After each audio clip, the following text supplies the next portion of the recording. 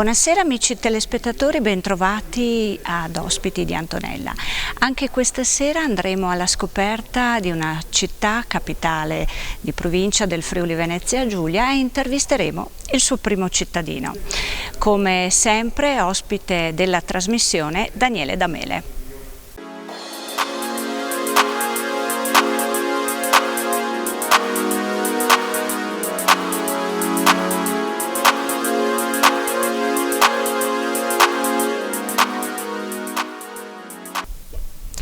È con piacere che questa sera diamo il benvenuto al primo cittadino della città di Gorizia, il dottor Rodolfo Ziberna. Buongiorno Benvenuto. a lei, naturalmente, all'amico Daniele, allo studio, benvenuto anche ai telespettatori. Daniele. Grazie. Rodolfo Ziberna, politico, imprenditore, consigliere regionale nel 2013 e sindaco di Gorizia dal 2017. È tra i soci fondatori dell'associazione culturale che organizza il premio Sergio Amedei, di cui magari ne parleremo più tardi. Allora, dottor Ziberna, come è iniziata la sua passione per la politica che l'ha portata poi ad arrivare fino a dove è arrivato oggi? Ma pochi anni fa, cioè 40 anni fa, ne ho 59, forse più, 42-43 anni fa. Lei comunque non era nata quando è iniziata la mia passione. Ma dicono tutti così, ma in realtà non... Ma ho fatto un figurone, Daniele, no? Sì, ho fatto un figurone. Grazie.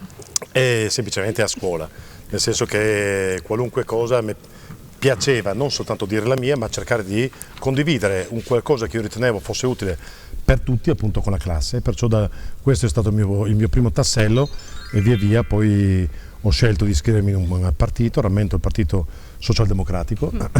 In un'altra puntata vi racconterò anche perché ho scelto quel partito anziché un altro, proprio perché coinvolge anche personaggi friulani, e poi sono diventato nel partito presidente nazionale dei giovani socialdemocratici, sono diventato assessore a 28 anni, rammento ancora ero per quanto riguarda il comune capoluogo il più giovane assessore comunale, ero 28 anni in berbe.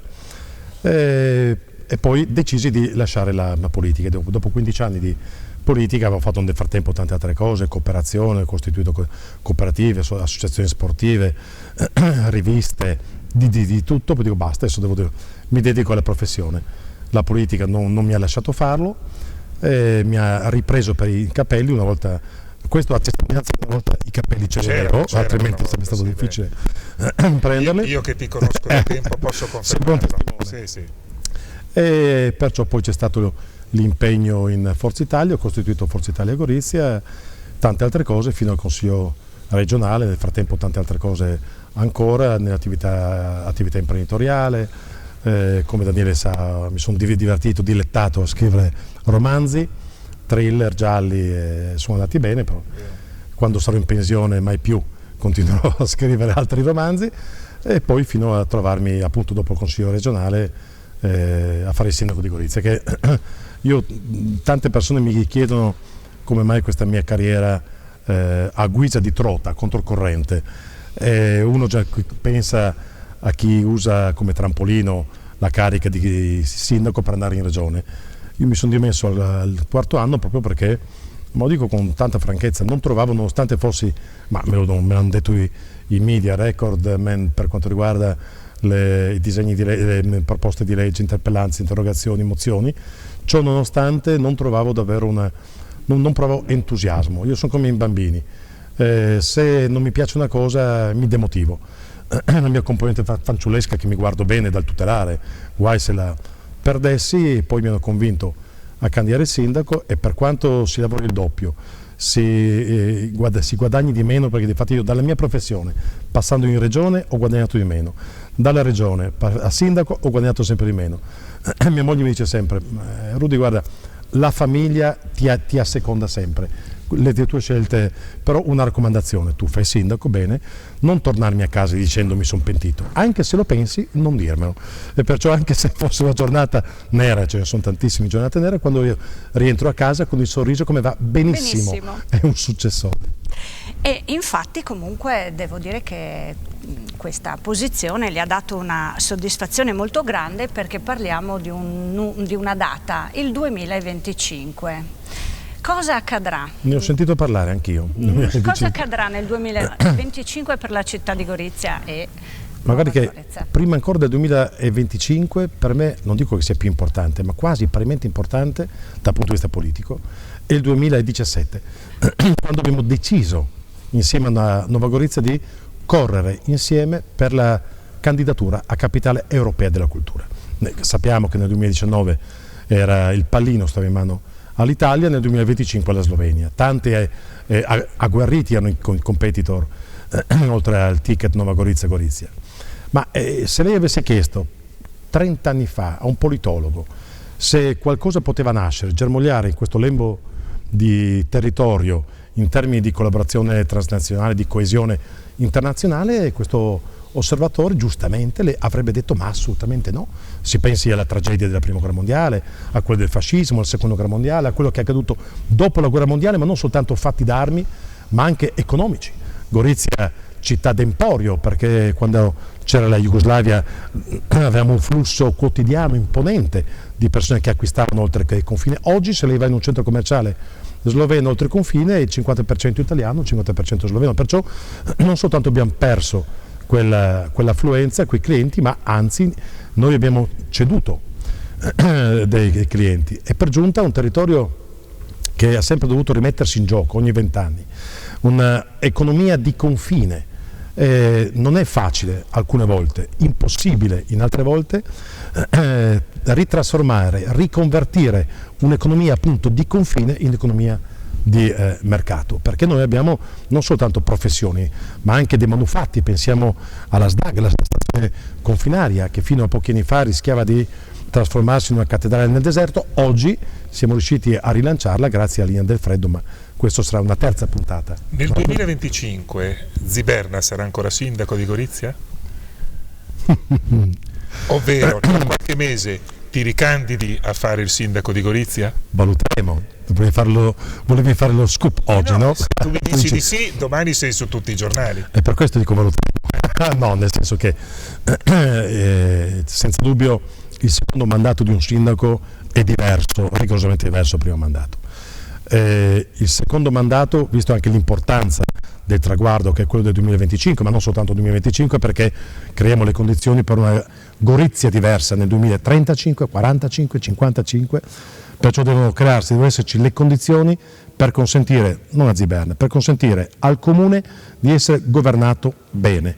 Perciò dico, se queste condizioni ci sono, il sindaco Ziberna ricandida, ma ne parlerò con lui e valuteremo insieme. Tra i possibili competitor che nel caso in cui appunto accettassi la ricandidatura, tra i possibili competitor che magari hai idea potrebbero farsi avanti, c'è qualcuno che temi, qualcuno con cui... Nessuno, ma sento dei nomi dal senatore Maran del PD, è un caro amico, abbiamo iniziato quando io ero responsabile provinciale all'epoca dei giovani socialdemocratici, lui lo era della FIGC, dei giovani comunisti, ma altri nomi che sento della senatrice, ex senatrice Fasiolo, ma ripeto, assolutamente c'è l'importante che ci sia una competizione corretta e che ci sia uno scambio di idee. Guai a trasformare una campagna elettorale in uno spazio di leoni da tastiera, ne parlavamo prima con alcuni amici come battute, perciò qualunque persona l'importante è avere in testa non già una campagna elettorale ma un programma da condividere il più possibile, perché io sono dell'idea che i due competitor principali dovrebbero condividere anche in campagna elettorale degli elementi, per dire che io vinca, che io perda, comunque su queste cose sarò al tuo fianco, perché il problema non è quello di far vincere una coalizione, ma quello di far vincere una città, che è tutt'altra cosa. Siccome il tuo atteggiamento è quello che sarò ancora io il sindaco, il linguaggio non verbale è quello, e su quali temi ti piacerebbe avere l'opposizione comunque dalla tua parte? Innanzitutto noi, come dicevo prima, si tratta di modificare la vocazione della nostra città. Mentre Pordenone, Udine, Trieste hanno una vocazione marcata che devono semplicemente rinvigorire o rafforzare, Gorizia è divisa in due, perché Trieste non lo è, Trieste il 90% è una città, il Friuli è Pordenone alla vocazione industriale. La nostra provincia, o chiamiamo ex provincia, è letteralmente divisa in due. Da una parte c'è una componente cantieristica, e perciò Monfalcone, è una vocazione radicalmente diversa, interessi radicalmente diversi da quelli di Gorizia. Gorizia io la vedo davvero una città internazionale, perché non c'è città in Italia, non soltanto in regione, non c'è una città in Italia che viva il confine come lo vive Gorizia. Non lo fa Trieste con Capodistria, non lo fa Tarvisio con Arnstein, non lo fanno le altre città. Riuscire perciò a trasformare un elemento di grande debolezza, di grande criticità, quando sei sul confine hai un muro, perciò non riesci a muoverti, riuscire a trasformare questo elemento di criticità in un momento invece in una grande opportunità di crescita, perciò riuscire insieme a Nuova Gorizia, ma due città distinte. Recentemente c'è stata anche una polemica sui media, città unica, che ovviamente è improponibile da ogni punto di vista, però due comunità che crescono insieme, riuscendo ad abbattere anche quei muri che rimangono nella mente delle persone. Se mi consente proprio un piccolo aneddoto, quando io andavo da bimbo oltre il confine io dicevo vado in Jugoslavia e poi lo declinavo per fare qualcosa, la benzina piuttosto. Poi vado in Slovenia per fare... Mia figlia, quando va oltre il confine, non mi dice papà vado a Nuova Gorizia o vado in Slovenia, vado in quel bar, vado in quella piscina, vado in quella palestra.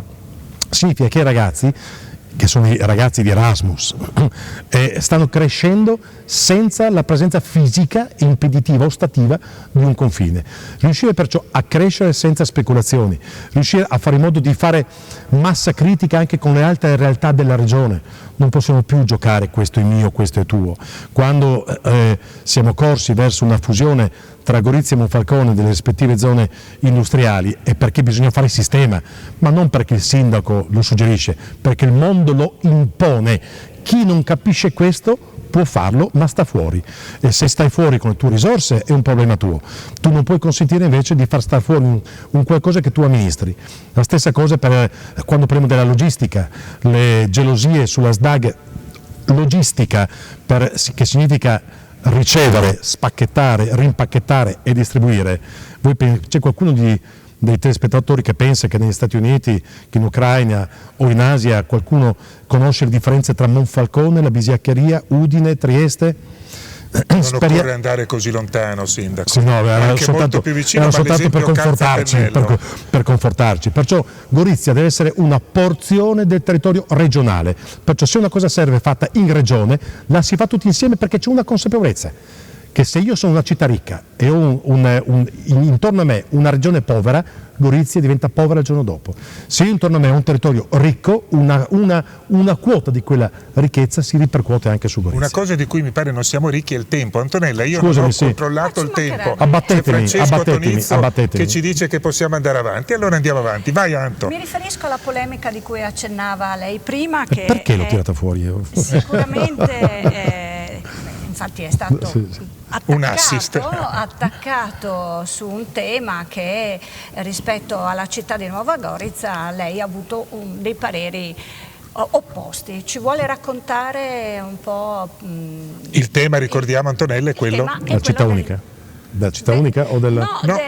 Della manifestazione del Gay Pride. Gay Pride in cui tu hai detto di no. Dovrà essere fatta. Ma anche lì precisiamo.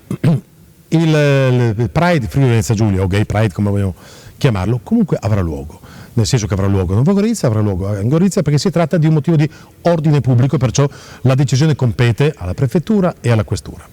È stato chiesto al comune un patrocinio, perciò non significa che anziché avere 100 patrocini ne avrà 99, ma io ho spiegato che il buon senso, non la politica, il buon senso ci dice che è una persona fuori dal tempo, ignorante quello che è, pensa ancora che si possa parlare di omofobia.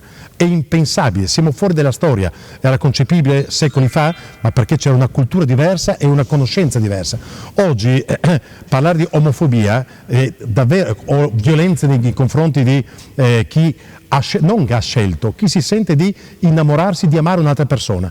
Ma la cosa più bella è vedere due persone innamorate, che siano uomo-donna, donna-donna, uomo-uomo, è un fatto che non mi riguarda, anche perché non è una scelta che si può impedire, è una persona perciò non per scelta ma per predisposizione, perciò preferisce. E come si può con legge, con decreto, con ordinanza impedire che due persone si amino? Certamente no.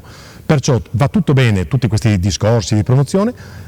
È vero un'altra cosa però, che le immagini che ci rimbalzano dai Gay Pride sono immagini che, a mio avviso, non soltanto mio, con cui si rischia alcune volte di ridicolizzare, soprattutto quasi una sorta di mancanza di rispetto nei confronti di quelle persone che vivono questa condizione quotidianamente senza sentire la necessità di andare in piazza. Dopo questa scelta sono state di più le persone che ti hanno detto hai sbagliato o le persone che ti hanno detto hai fatto bene?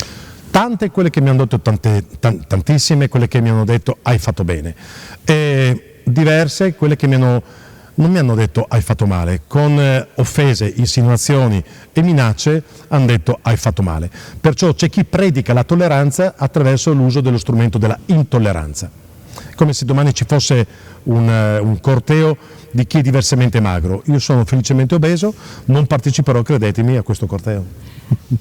Diamo un attimo allora la linea alla regia, ritorniamo tra poco per continuare con il sindaco Rodolfo Ziberna.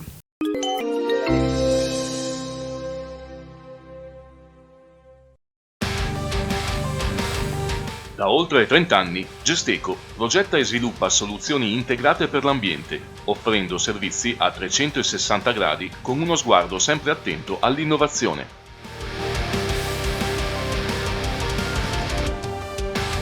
Gesteco è la società del gruppo Luci che si è conquistata una posizione di assoluto prestigio nel panorama della ricerca e degli interventi concreti nel campo ambientale.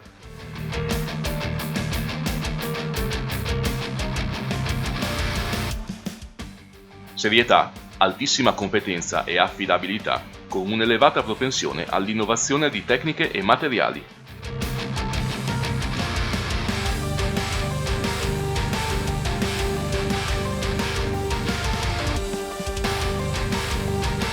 Gesteco scende in campo con le United Eagles Basketball Cividale. Dopo la partita vuoi gustarti la pizza più buona di Cividale? Una pizza leggera e digeribile? Vieni da Floor 2020, pizzeria a Cividale del Friuli in via San Giorgio 74. Menù degustazione di stagione, degustazione pizza, pizza gourmet con ingredienti a chilometri zero, dolci speciali, ampio giardino e grande parcheggio privato. Floor 2020 a Cividale del Friuli. Per la tua prenotazione chiama allo 0432 41 65 30. Terminal Nord Medical Center, l'ambulatorio polispecialistico per te e la tua famiglia. Dall'odontoiatria di qualità fino alla chirurgia plastica ed estetica. Terminal Nord Medical Center, ci prenderemo cura di voi e della vostra salute. A Udine, in via Giovanni Paolo II 15. Telefono 0432 48 18 49. Terminal Nord Medical Center. CDA. Da oltre 40 anni ci prendiamo cura della tua pausa. CDA, gestione distributori automatici. Talmassons Udine. www.cda.it.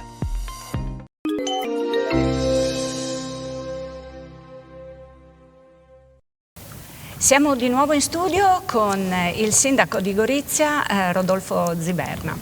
Sindaco, un'altra data molto importante, un po' più vicina del 2025, che è il 23 maggio 2021.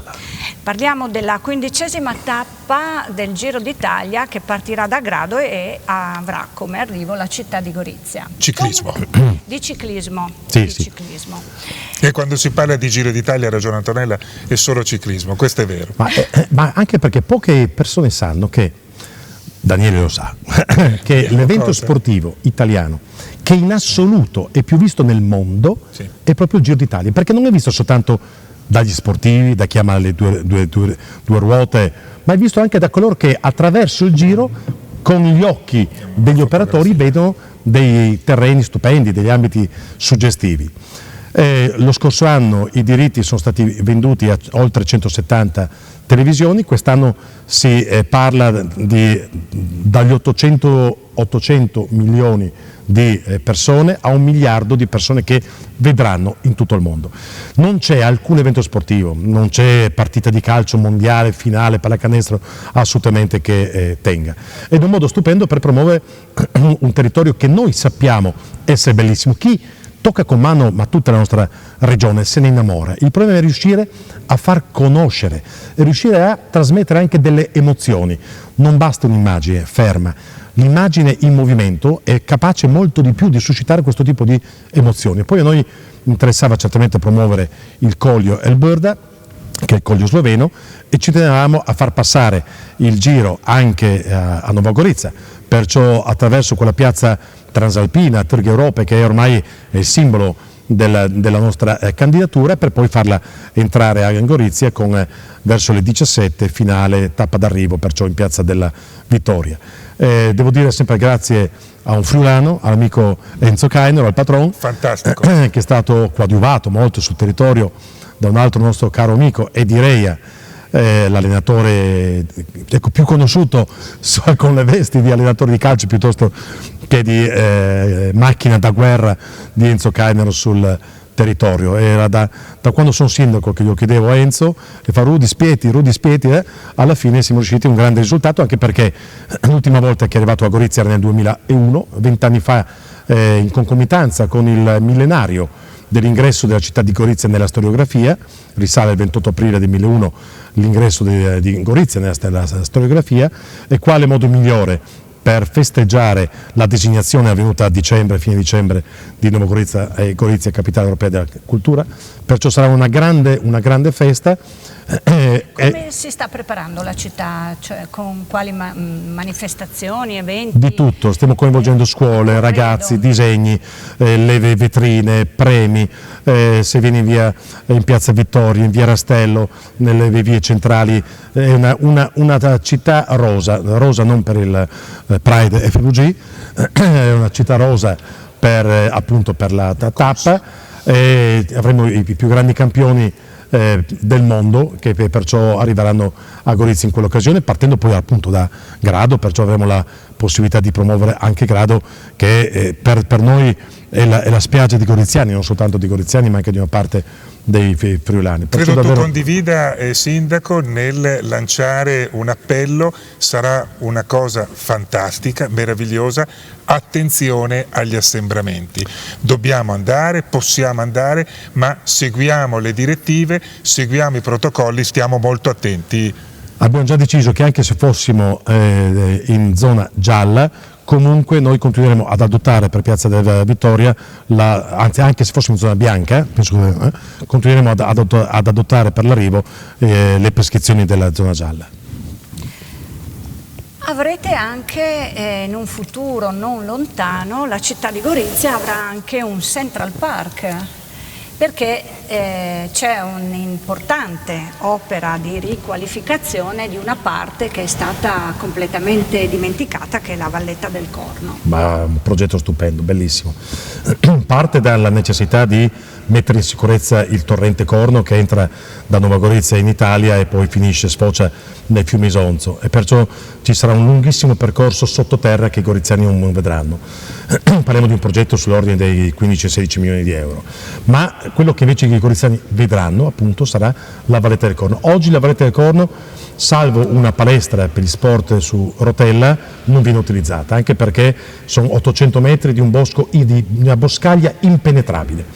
La Valletta del Corno avremo perciò quasi 1 chilometro, comunque a più di 800 metri, ripristinata, con il Corno che uscirà dalla sua tomba, perché è stato tombato, acqua bianca sarà perciò, scorrerà, verranno ripiantumate le piante dell'epoca, ci saranno percorsi ciclopedonali, panchine, infopoint, dei ponticelli che collegheranno una sponda con l'altra, collegamento di 2 importanti anelli di piste ciclabili, una zona per lo skate dei ragazzi, una zona di aggregazione per piccoli concerti. Sarà davvero un Central Park, non lo chiameremo Central Park, ma ha efficacia comunicativa Central Park. Gorizia perciò avrà un suo polmone verde da utilizzare nel centro della città. Signore, abbiamo parlato di tante cose molto affascinanti, di successo, brillanti, successi ottenuti e che sono previsti nel futuro. Fare il sindaco però è anche, uso una parola forte, è anche ritrovarsi una sera a piangere. Parlo di un pozzo, parlo di un bambino, parlo di un qualcosa che assolutamente, anche solo ricordarlo, ti fa male dentro. Come è andato quel giorno, i giorni successivi, che ricordo hai di quella vicenda tragica, no, accaduta a Gorizia? Quello è senza dubbio il periodo peggiore dei miei 4 anni di amministrazione. Il sindaco, il presidente pro tempore per statuto anche della Fondazione Coronini, questo pozzo di cui io non ero neanche a conoscenza, come il curatorio, sono tutti peraltro indiziati di omicidio colposo, l'assessore regionale che non ha mai partecipato a una riunione perché era obbligato a delegare, l'ex assessore regionale, i sovrintendenti attuali, perciò tutti coloro che per statuto fanno parte del curatorio. È una tragedia, una cosa spaventosa, già la morte è una tragedia. La morte di un ragazzo è tragedia su tragedia. Veramente quando accadde ho telefonato subito alla famiglia ed ho trovato, guarda credimi, parlando con la mamma, una persona stupenda, ma tutta la famiglia cattolica, osservante, praticante, una famiglia stupenda, di una sensibilità eccezionale, ed era la mamma del bimbo che mi rincuorava. È una cosa, guarda, comunque straziante. A luglio ci sarà giusto 1 anno. Noi abbiamo anche chiuso però, ovviamente il parco, anche perché la magistratura sta ancora indagando per capire come è potuto accadere. I cittadini ci chiedono perché non abbiamo riaperto la fruizione libera il parco. Noi spieghiamo che ci sono tante di quelle cose, il gloriette, sono tantissimi luoghi e una persona può mettere un piede in fallo, cade dalla gloriette e si fa male.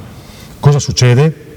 Che ci dicano a questo punto, visto che c'era già un piano della sicurezza, c'era la manutenzione, c'era tutto quello, peraltro questi ragazzi non avevano nemmeno comunicato alla fondazione che sarebbero venuti a fare attività estiva, ma anche se l'avessero comunicato, nessuno, immagino, il direttore non gli avrebbe certamente posto un divieto perché non è mai accaduto nulla, però anche in una città può accadere qualunque cosa, in qualunque luogo, l'importante è che ci sappiano dire quali misure noi dobbiamo adottare, perché altrimenti governare in queste condizioni è davvero, poi naturalmente un imprevisto imprescindibile non si può. Nel 1992 nacque appunto l'associazione culturale Sergio Amidei per iniziativa di Giuseppe Longo, che era il direttore del premio. Lei appunto è fra i soci fondatori di questa associazione. Ci vuole raccontare un po' come è nata e le manifestazioni che si susseguono ogni anno in merito a questo tema, che è il cinema e comunque le sceneggiature cinematografiche? Certo, in quegli anni il premio Sergio Amidei era già da una quindicina d'anni che... Però il premio Sergio Amidei in che cosa consisteva? Era la titolarità era in capo al comune, io ero assessore comunale anche con la delega alla cultura all'epoca, ed era un cineforum che veniva offerto ai cittadini e perciò era la rassegna dei film di cassetta dell'ultima stagione. Perciò, come ci sono in tantissime città, in tantissimi paesi, ovunque, abbiamo deciso di costituire un'associazione. All'epoca chiesi a Beppe Longo di poter fare il direttore e difatti da quella volta gli è cambiata la vita, perché da quel momento si è dedicato anche professionalmente poi sempre al cinema, e da quel momento c'è stato un crescendo, tant'è vero che ormai non la scorsa edizione, che ovviamente è stata penalizzata dal Covid, ma l'ultima nel 2019, e in quella settimana avevamo 50 proiezioni, 50 eventi nel volgere di 5-6 giorni, 7 giorni, è una cosa davvero impegnativa. E soprattutto anche perché abbiamo cercato di valorizzare la figura del sceneggiatore. Il cittadino si ricorda il nome del suo attore, il preferito, il cittadino si ricorda il nome del regista. È difficile che si ricordi il nome invece di chi è quasi la figura più importante. Se non c'è una storia non si può fare alcun film, non si può scrivere un libro, non si può fare nulla. Perciò Sergio Amidei è proprio un cittadino tipico, transfrontaliero, a proposito di capitale europea della cultura, e perciò, che poi ha firmato grandissime sceneggiature famose in tutto il mondo, finché sono passati e grazie a cielo sono ancora nella storia del cinema. Perciò abbiamo avuto la fortuna di avere grandi presidenti. Mi rammento il primo presidente, il senatore professore Darko Bratina, un grandissimo presidente, successivamente l'avvocato Nereo Battello e oggi l'avvocato Donolato. Non bisogna essere avvocati, no. Bisogna avere una cultura legata al cinema molto approfondita. Infatti io ammetto, io sono affascinato quando partecipo da silente, però per non fare brutta figura, alle discussioni, quando queste persone rammentano un film di 40 anni fa, di 50 anni fa, francese, sì, ma non italiani, tedeschi, francesi, inglesi, si ricordano le battute, è una cosa affascinante, c'è sempre da imparare, ripeto, presenza silente. Di cinema, mi sa che adesso arriva la domanda delle domande di Antonella, se la conosco. È una citazione di Woody Allen che cita il cinema si ispira alla vita mentre la vita si ispira alla televisione. A lei cosa ispira la sua vita? Ecco perché io non mi posso permettere di commentare Woody Allen, non mettetemi nei guai, nel senso che ci sia stato un contesto particolare che gli ha consentito, lo ha indotto a fare questa affermazione, che ovviamente presa così in modo asettico, certo che non la condivido, ma ci sarà stato naturalmente un motivo.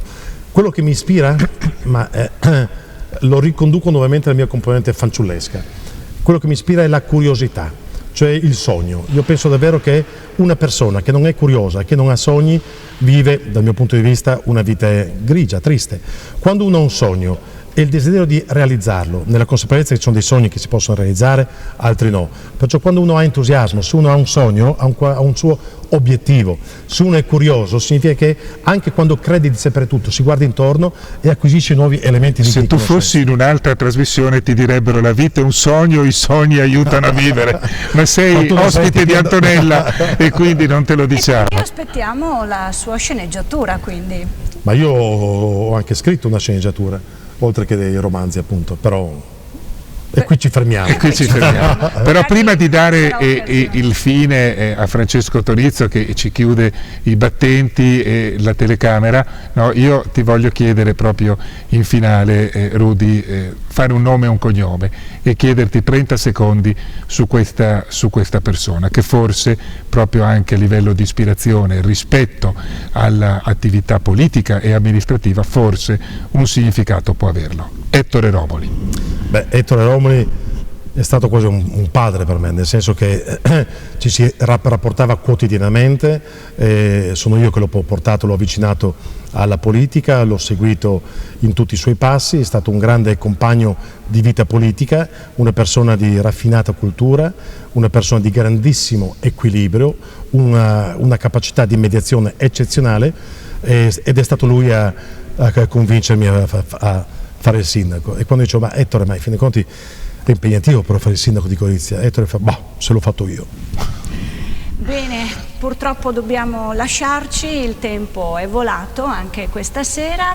Ringrazio Daniele D'Amele che è l'ospite fisso della trasmissione e ringrazio l'ospite della puntata di questa sera, il sindaco Rodolfo Ziberda. Grazie a voi, grazie allo studio, grazie ai telespettatori. Grazie per essere stati con noi e arrivederci alla prossima puntata.